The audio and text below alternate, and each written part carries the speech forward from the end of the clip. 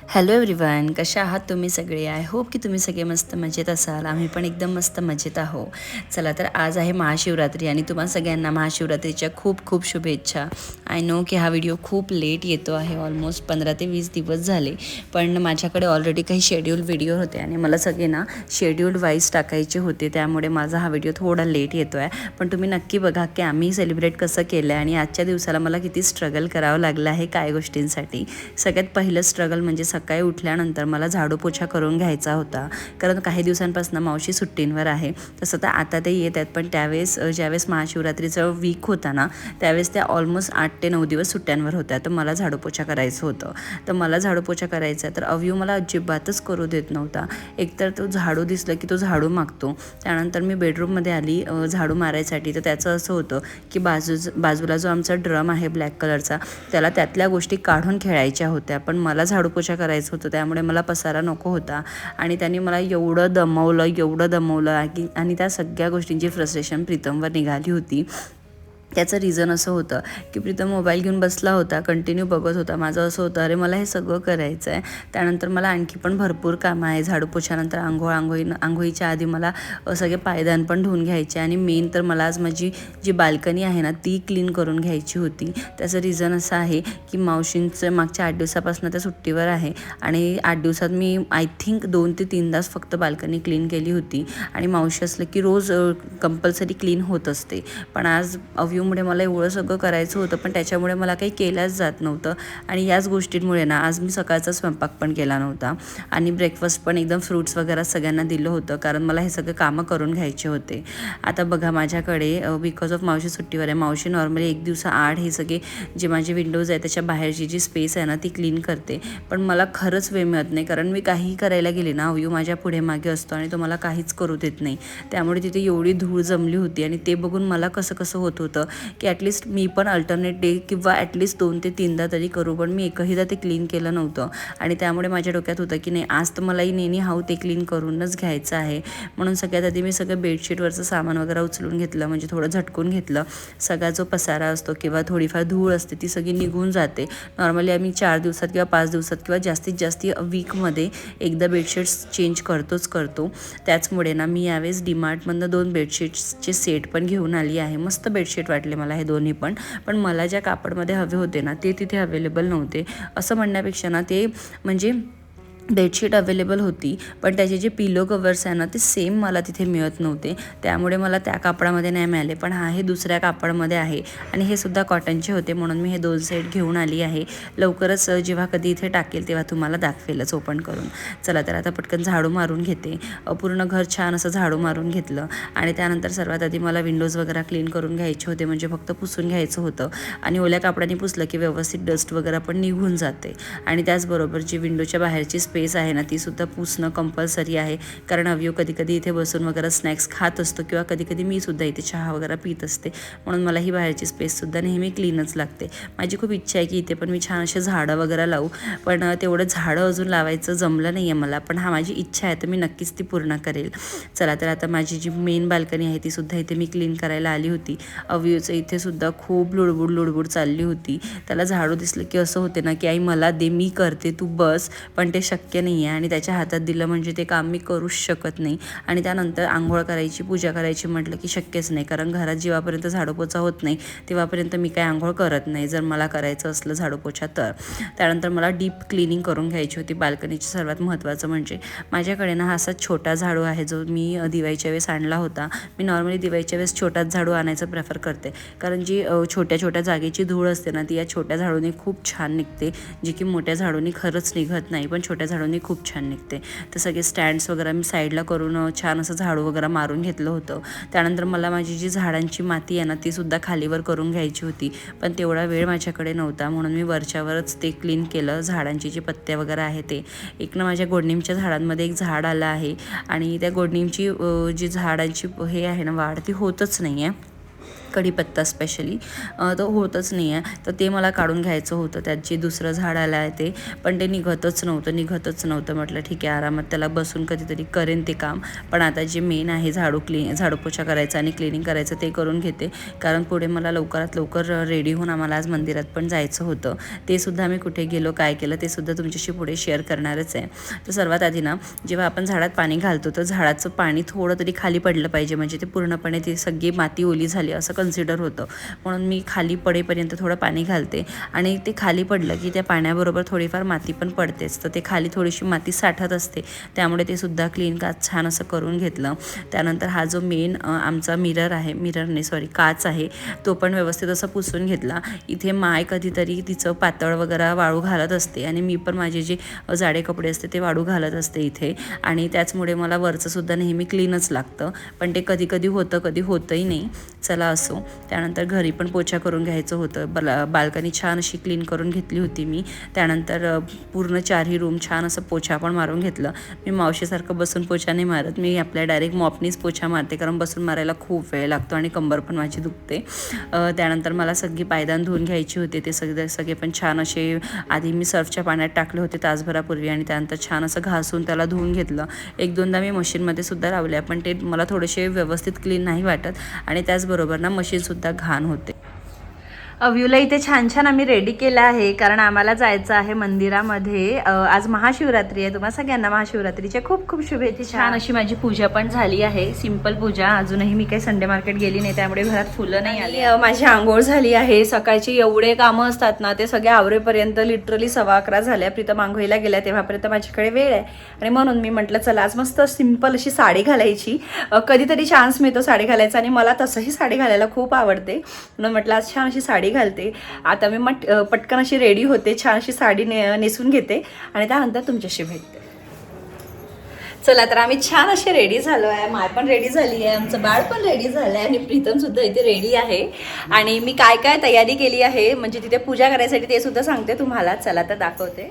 Okay, so सर्वात आधी ना मी थोडं दूध घेतलं आहे, त्याचबरोबर पाणी घेतलं आहे. इथे हळद कुंकू, हे अष्टगंध आहे, आणि त्यानंतर माचीस अगरबत्ती, हे दिवा लावायसाठी दिवा, आणि यात थोडं तेल घेतलं आहे दिवेसाठी, आणि माझ्याकडे हनी आहे, हनी पण घेतलं आहे. हनी पण देवाला चढवलं जाते म्हणून. सो अशी काहीशी माझी छोटीशी प्रिपरेशन झाली आहे. आता मला फुलं, थांब ना बाळा, आता मला फुलं तिथनं घ्यायची आहे, ते आपण रस्त्यातनंच घेऊया.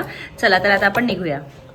फायनली मला सगळे कामं करून वेळ मिळाला, आणि त्यानंतर फटाफट आम्ही सगळे छान रेडी झालो आणि मंदिरात जाण्यासाठी निघालो.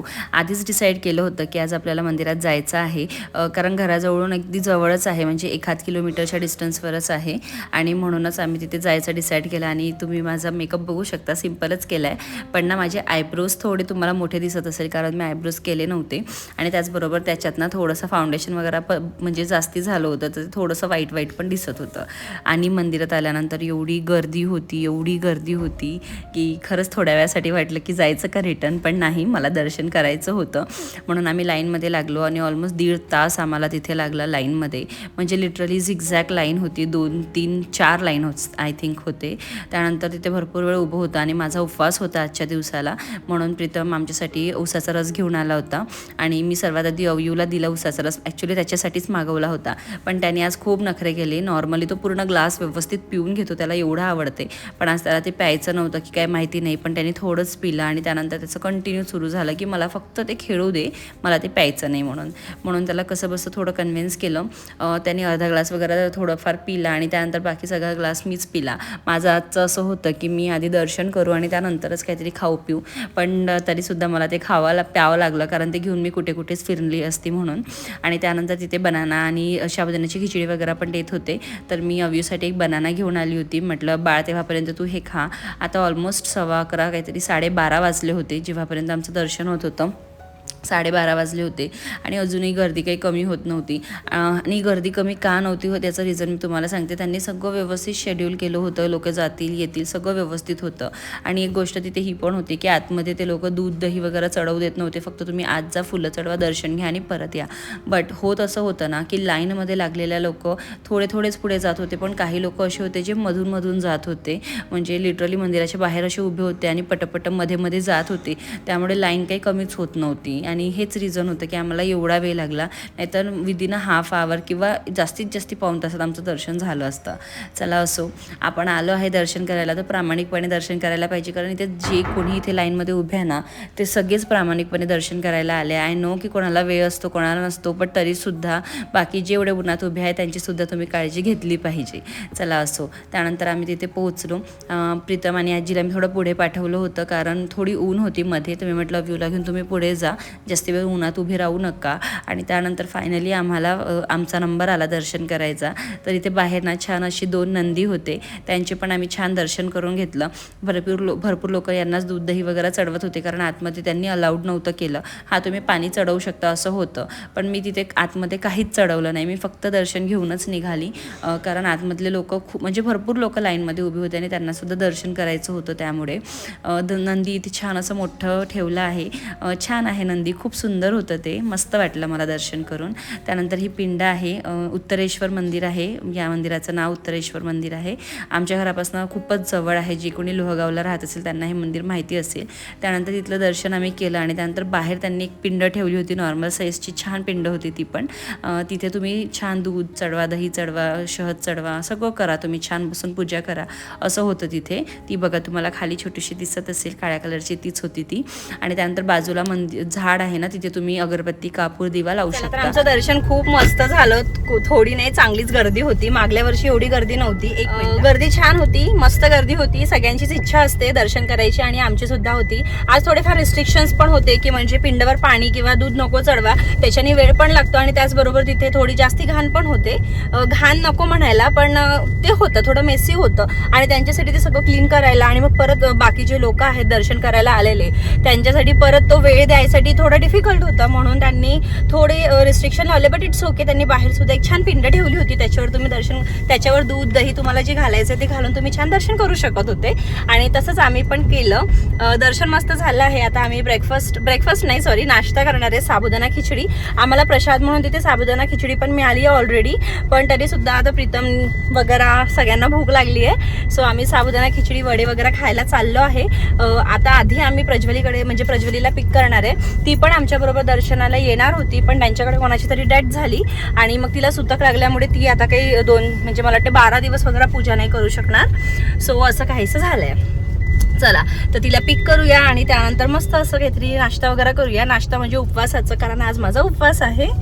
चला तर आता तिला पिक करते, त्यानंतर आम्ही मस्त असा नाश्ता करतो आणि मग तुमच्याशी भेटते.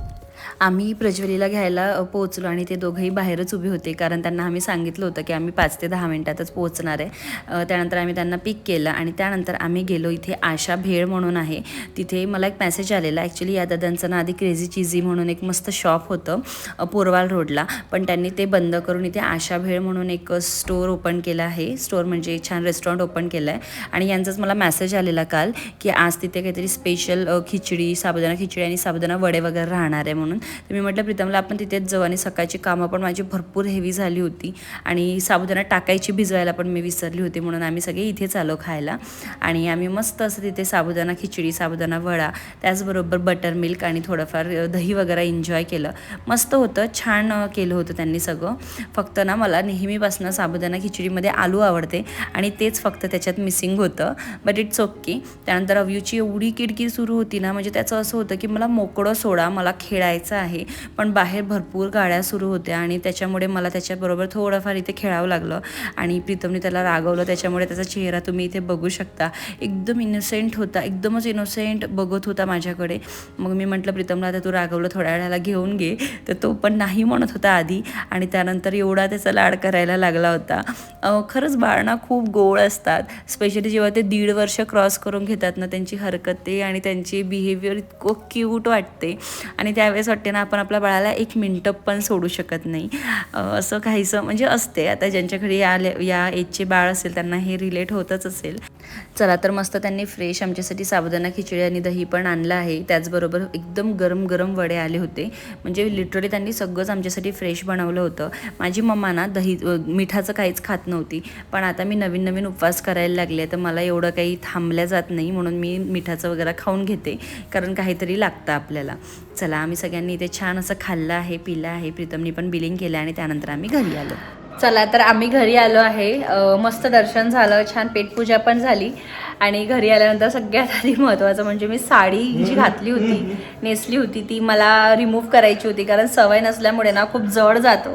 खूप लाईट वेट साडी आहे. तुम्हाला जर त्याचं पूर्ण व्यवस्थित असं माहिती करायची असेल ती साडी कशी आहे काय आहे, मी खूप लाईट वेट साडी नेसली होती. मस्त साडी होती, एकदम लाईट वेट होती, दिसायला सुद्धा खूप छान होती. आणि आमचं बाळ सो ती रिमूव्ह केली तरी सुद्धा असं नको होतं. म्हणजे साडी जास्ती पण मला घालायला खूप आवडतं, प्रचंड आवडतं. पण थोड्या वेळानंतर असं वाटतं यार बस झाला आता, कारण तो पदर वगैरे काही एवढ्या सांभाळल्या जात नाही. आणि प्लेट्स करून करून कधी कधी मी पदर करते, पण कधी कधी मला ओपन सुद्धा छान वाटतो.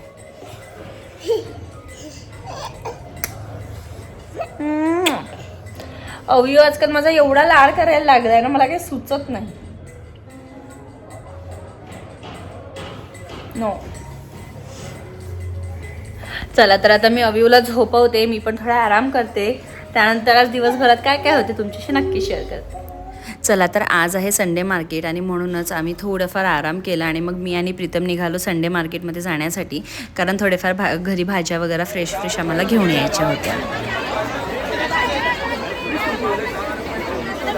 भाजी घेऊ, भाजी घेऊ.